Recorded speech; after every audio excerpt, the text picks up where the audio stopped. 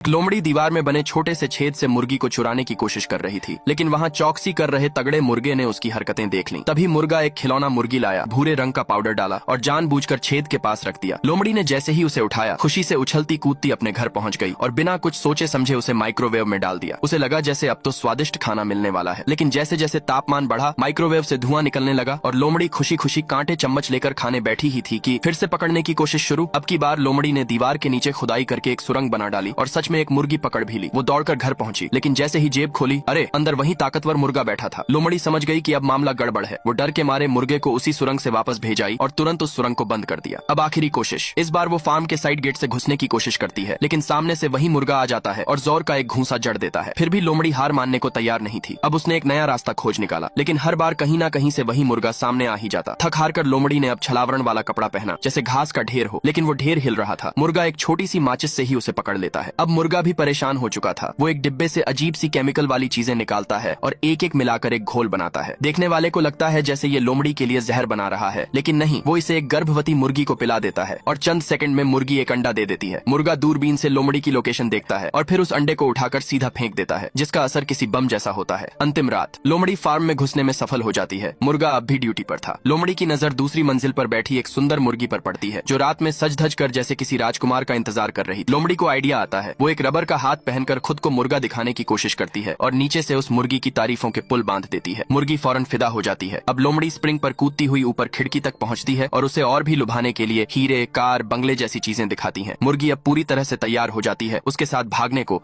और जैसे ही दोनों नीचे कूदते हैं, मुर्गा फिर से आ जाता है और उस मुर्गी को वापस ले जाता है। मुर्गी थोड़ी नाराज होती है।